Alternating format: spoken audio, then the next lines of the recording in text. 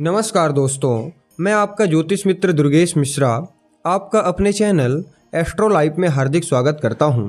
दोस्तों, आज का यह ज्योतिष का कार्यक्रम आप सभी मकर राशि वाले जातकों के लिए बड़ा ही खास और विशेष कार्यक्रम होने वाला है, क्योंकि आज की इस वीडियो में हम बात करने वाले हैं कर्म फल के दाता शनिदेव के राशि परिवर्तन प्रभाव के बारे में। जी हाँ, 29 मार्च 2025 को शनि अपने मूल त्रिकोण राशि कुंभ राशि से निकल करके देवगुरु बृहस्पति की अर्धजलीय राशि मीन राशि में प्रवेश कर चुके हैं और आने वाले 2.5 साल तक वही मीन राशि में ही गोचर करेंगे।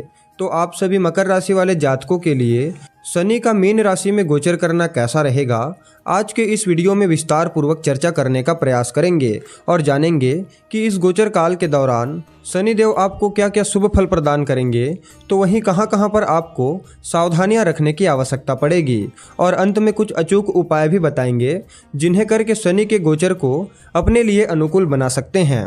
तो पूरा विश्लेषण जानने के लिए वीडियो में अंत तक जरूर बने रहिए और ध्यान से सुनते रहिए। और अगर आप अपने जन्म कुंडली पर हमसे परामर्श चाहते हैं, अपने जन्म कुंडली का अध्ययन करवाना चाहते हैं, तो वीडियो के अंदर और डिस्क्रिप्शन बॉक्स में आपको हमारा नंबर मिल जाएगा। आप डायरेक्ट फ़ोन कॉल के थ्रू या फिर व्हाट्सएप के माध्यम से अपॉइंटमेंट लेकर के हमसे परामर्श ले सकते हैं। तो आइए अब बात करते हैं शनिदेव के राशि परिवर्तन से आप सभी मकर राशि वाले जातकों पर इसका क्या प्रभाव पड़ेगा। वैसे तो काल पुरुष की कुंडली में शनिदेव को मुख्य रूप से दुखों का कारक ग्रह माना जाता है, लेकिन शनिदेव कर्म फल के दाता हैं, इसीलिए जब भी देने पर आते हैं तो इतना देते हैं जितना आप सोच भी नहीं सकते। शनिदेव एकमात्र ऐसे ग्रह हैं जो सबसे धीमी गति से चलते हैं और एक राशि में पूरे 2.5 साल तक गोचर करते हैं। इसीलिए जब भी गोचर में चर्चा आती है शनिदेव की, तो सदैव उनकी चर्चा बृहद रूप से की जाती है। तो देखिए दोस्तों, 10 नंबर की आपकी राशि है, यानी कि मकर राशि है, और आप सभी मकर राशि वाले जातकों के लिए शनि का यह गोचर आपकी राशि से तीसरे स्थान में हुआ है, जहां दूसरे और पहले घर के स्वामी बनकर के गोचर कर रहे हैं। वैसे तो मकर राशि वाले जातकों पर शनि की 7.5 खत्म हो गई है, लेकिन फिर भी शनिदेव ने जो 7.5 साल में आपको सिखाया है उसे याद रखना आपके लिए बेहद जरूरी है। तो देखिए, तीसरे घर में शनिदेव गोचर कर रहे हैं और तीसरा घर जो होता है वह पराक्रम का होता है, पुरुषार्थ का होता है। तो आपके आत्मविश्वास में वृद्धि देखने को मिलेगी। इस दौरान आपकी मेहनत बढ़ने वाली है, लेकिन सफलता भी निश्चित रूप से मिलेगी। आर्थिक दृष्टिकोण से देखा जाए तो शनिदेव का यह गोचर आपके लिए बहुत ही अच्छा रहेगा। हालांकि जोखिम भरे कार्यों से आपको बचना होगा। इनकम के एक नहीं बल्कि अनेकों माध्यम बनेंगे, और अगर आप इन्वेस्टमेंट वगैरह करना चाहते हैं तो अचल संपत्ति में आपको इन्वेस्टमेंट करना चाहिए, यानी जमीन जायदाद, प्लॉट इत्यादि चीज़ों में आपको इन्वेस्ट करना चाहिए। बाकी जो लोग बिजनेस व्यापार करते हैं उनके लिए भी शनि के इस गोचर काल को बहुत ही श्रेष्ठ कहा जा सकता है। हालांकि आपके खर्चों में वृद्धि देखने को मिलेगी, तो खर्चों पर आपको कंट्रोल करके चलना पड़ेगा। लेकिन साल 2026 के बाद आपकी आर्थिक स्थिति में काफ़ी मजबूती देखी जाएगी। बाकी जो लोग नौकरी इत्यादि चीज़ें करते हैं उन लोगों के लिए भी समय अत्यंत श्रेष्ठ रहने वाला है। आपके कार्य में सफलता, कार्य में उन्नति, पद में वृद्धि तथा वेतन में वृद्धि के अच्छे अवसर प्राप्त होंगे। इसके अलावा अगर आप मार्केटिंग के फील्ड से जुड़े हुए हैं, मीडिया के फील्ड से जुड़े हुए हैं, राइटिंग पब्लिकेशन के फील्ड से जुड़े हुए हैं, तो शनि का यह गोचर आपके लिए लाभकारी सिद्ध होगा। कार्य स्थल पर आपको नेतृत्व करने का सुनहरा अवसर प्राप्त होगा। आप केंद्र बिंदु बन करके काम करेंगे।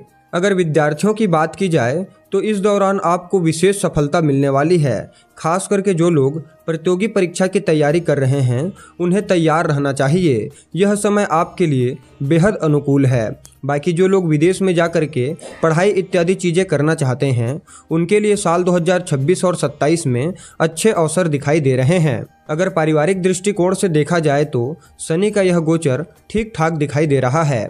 परिवार के सदस्यों का साथ मिलेगा। परिवार में शुभ तथा मांगलिक कार्यक्रम किए जाएंगे। साथ ही साथ परिवार में कोई नया सदस्य आ सकता है, जिससे घर परिवार का माहौल खुशियों से भरा रहेगा। लेकिन रिश्तों को ईमानदारी पूर्वक निभाना है, किसी भी प्रकार से कोई भी बेईमानी नहीं करना है। इस गोचर काल के दौरान आप अपने आप को अकेला महसूस करेंगे, लेकिन अकेले रह करके आपकी बुद्धिमत्ता बढ़ेगी। काम के चलते थोड़ी मानसिक परेशानी रहेगी, तो इसके लिए आपको बीच बीच में आराम करते रहना चाहिए। कहीं बाहर घूमने फिरने अवश्य ही जाना चाहिए। अगर लव लाइफ की दृष्टिकोण से देखा जाए तो लव लाइफ भी इस गोचर काल के दौरान अच्छा दिखाई दे रहा है, लेकिन शनि की तीसरी दृष्टि पंचम स्थान पर पड़ रही है और शनि विच्छेदात्मक ग्रह हैं, तो कहीं न कहीं ब्रेकअप की स्थिति भी बनेगी। तो यहाँ पर आपको अपने प्रेम जीवन में मधुरता बनाए रखना है, बिना मतलब के शंका इत्यादि चीज़ें नहीं करना है, अन्यथा आपका रिश्ता खराब हो सकता है और ब्रेकअप की स्थिति बन सकती है। बाकी शनिदेव की 7वीं दृष्टि भाग्य भाव पर पड़ रही है, तो शनि आपके भाग्य को मजबूती प्रदान करेंगे, आपको भाग्य का पूरा सपोर्ट मिलेगा। हालांकि पिता के साथ थोड़े मतभेद की स्थिति हो सकती है, पिता के स्वास्थ्य में थोड़ी समस्या देखी जा सकती है, तो उनके सेहत का आपको विशेष करके ध्यान रखना है और उनके साथ संबंध मधुर बना करके चलना है। इस गोचर काल के दौरान अध्यात्म में आपकी अच्छी पकड़ रहेगी, आध्यात्मिक रुचि बढ़ेगी, सामाजिक कार्यों में आप बढ़ चढ़ करके हिस्सा लेंगे।